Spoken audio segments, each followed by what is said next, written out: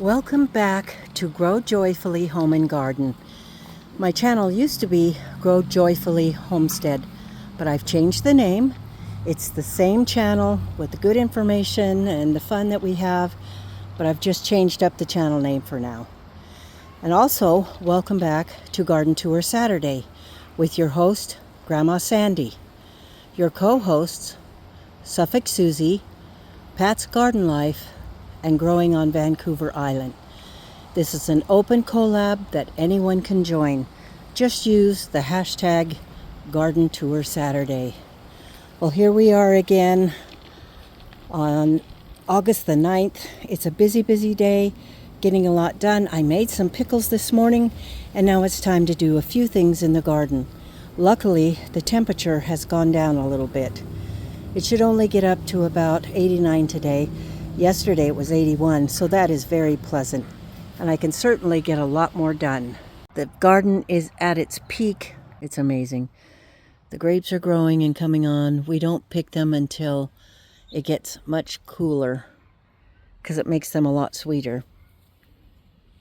So I'm just working in here again this morning for a little while, and I need to get out to the pasture garden. I was stopping to see if there were any more cucumbers I needed to pick and put in ice water.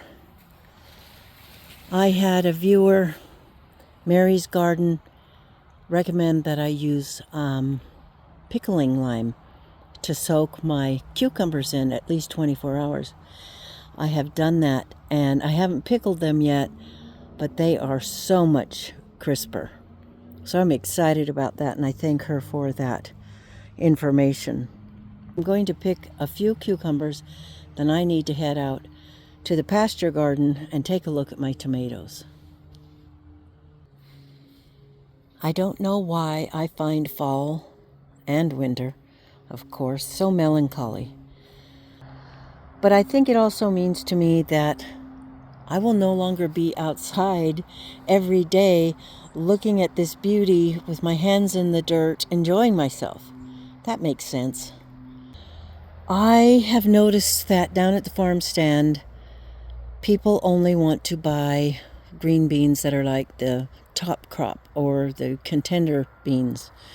So I'm going to pull up the dragon tongue beans over here. I've harvested a lot of beans from these plants, and I think it's just time for them to come up. And I'm going to try to plant some top crop beans and see what I can get out of it. So I'm going to do that really quick before I go out to the pasture garden. After I pet a puppy. Oh my goodness. Are you a sweetie? Yeah. So I have pulled up the dragon tongue beans along this bed here, and I amended it with some dairy cow compost, and I loosened the soil some, and now I'm going to plant top crop bush beans. These are from the dollar store. So I'm excited to get some more in and see if we can get some growing before the end of the season. I planted the top crop bean seeds here, and over here I'm going to plant some carrots. I planted Danvers half long and scarlet nuts, and now I'm going to water them in. I always just kind of broadcast them. I should do them in straight rows, but that's kind of not me, and I just put them in. So now I'm going to water them really well, and I'll need to remember to water them at least once a day, very deeply, if not more, to keep those seeds wet so they'll have a chance to germinate. So I've been watering and trimming and tying up. I took some dairy compost and put it on all the watermelons and the top crop beans and a few of the special plants that I really want to do well, like the tomatoes and the peppers over here. So hopefully that will make a difference. Oh, and the sweet potatoes over there too. Can't forget them. I'm going to tie up a few tomatoes, then I've got to get out to the pasture garden. It's always so much easier to stay in this garden and work and just love it and dream and enjoy myself. But I've got to get out to the pasture garden because that's where the bulk of the food gets grown. I finally made it out here to the pasture garden, and the corn has gone crazy. This is exactly what we wanted to see. We wanted it to be a nice dark green and to tassel and be tall, and I really, really hope that we get some corn cobs from this. We really love sweet corn, so this will be a real happy thing. Things have grown so much, the paths are a little bit overgrown, but it's time for me to get in there and see if I can get any of the tomatoes tied up. The ones I want to focus on today are just these 2 cattle panels because they were planted last and they haven't had near as much attention, so they need to be tied up. We got them watered really well because they were suffering. And these guys over here are growing really tall. I see some red over there. It looks like I'm going to have to harvest some tomatoes, which is good because this is the first part of August and you would think something would be growing. I also need to check in here and see how much zucchini we have. So that'll be great too. We have terracotta grape tomatoes, and the seed I started with was right out of the store. Somebody had bought a little plastic container of these terracotta cherry tomatoes, don't know their name or anything, and then I just saved some and started growing them from seeds. So it's been a very successful experiment. Over here we have Gizante tomatoes, my first year with them. This one right here has blossom end rot, and that can be caused by a couple of things. Some people claim that it's because of the lack of calcium in your soil, but I did put calcium in with the tomato plants when I planted them. It could also be inconsistent watering, but you can still use the tomato, you just cut that off. So some of these are looking really nice. And look at those terracotta grapes. So cool.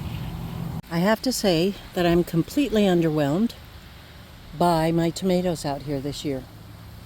Maybe the soil wasn't rich enough, but I have started the plants with really good ingredients: dairy cow compost, blood meal, bone meal, organic fertilizer, and very finely crushed up eggshells. The plants themselves look okay. They're quite healthy and robust, but we're just not getting the amount of tomatoes that I usually do. Let's see, I think it was 2 years ago I grew 700 pounds of tomatoes. I'm definitely not seeing that. So we'll get enough for our needs and a few to sell, but it's a little bit disappointing.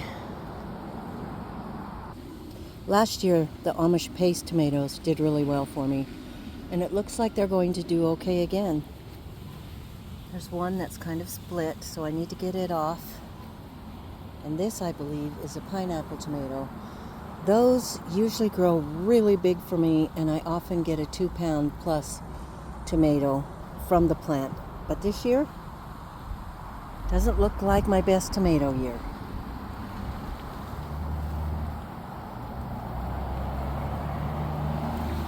It looks like the Anna Russians will do okay. That's a very big heart-shaped tomato, and there's 2 that are smaller that are ready right through there. There's quite a few chocolate sprinkles tomatoes ready. I'm glad about that. But I'm starting to get really concerned because this is an indigo apple tomato plant, and I've seen at least 2 tomatoes with blossom end rot. There's also been 4 out of 4 Gizante tomatoes with blossom end rot. So I'm not sure what's going on. Again, it has to be probably the lack of calcium or certain minerals in the soil, or inconsistent watering. So that's a little disturbing and upsetting. I don't know if I'm going to like the Gizante tomatoes. Anyway, they're really kind of hollow, and I don't know if you know what the word pithy means, but kind of spongy. I'm not sure how else to describe it.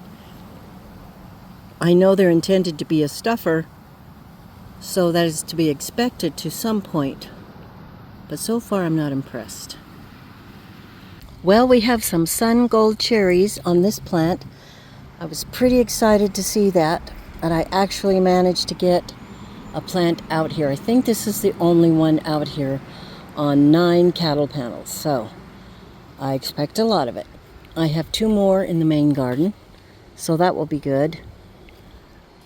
I'm tying them up as they go and taking off some of the suckers so that it just doesn't spend so much energy growing new branches. So if we narrow it down to just having, I don't know, maybe 5 leaders. Currently we have 1, 2, 3, 4, 5, 6, 7 at least. So I'm probably going to take off 2 of the leaders, the ones that don't have any flowers on them. I don't know if there is such a thing. Nope, they all have flowers. But in the long run, it'll be better for the plant if we limit how many branches or leaders we let go. So that's what I'm going to do. I think the health of the plant will improve right away, and I'm also fertilizing really well right now.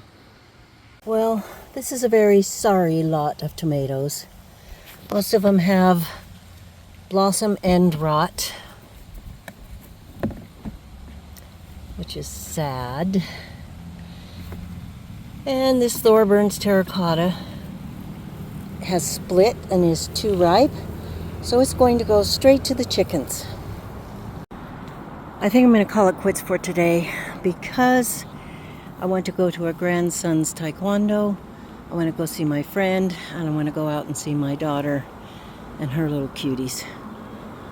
Then I get to have my date tonight with my husband, so the rest of my afternoon is full. I got a little bit of work done. Things look passable. I'm not happy with the tomatoes at all. The zucchini's growing well. The weeds are just unbearable, and I'm not going to let it get me down. So I'm hoping, and I know we will, get some produce out of this huge garden, but there's got to be more efficient ways to use this space. And I'm starting to think that maybe we could do some raised beds, even if it was just in the center. And then on the perimeter, we can still do raspberries, corn, potatoes, tomatoes, whatever. But I think we should try to control the inside of the garden better, to use this space better. The paths are very nice, to have the green paths in between when they're all cut and weed eated and looking nice. But I just feel like we could do better. There's a lot of space for mostly me, and then my husband and son, and my daughter when they get the time. My husband's doing a lot on it, and my son keeps the pathways weed eated and mowed, and that helps tremendously. So, like I say, I'm going to try not to get discouraged and get sad about it, because what we get will be just more than we had, right?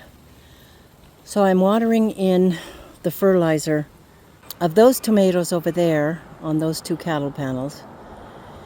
And I've got the tomatoes over here watered. I fertilized those guys, but I did not get the 7 over here fertilized again. We have fertilized them repeatedly. So I hope you guys are having a little bit more of a productive afternoon. The main garden, I feel, is very productive, maybe because it's in raised beds and a smaller space. I don't know. So I want to thank you for coming by today, and I hope this video was helpful at all and enjoyable, and that you'll come back again soon. You have a really good day, and we will see you on the next video. I gotta get over there and feed those chickens. They're clucking at me. Have a good day.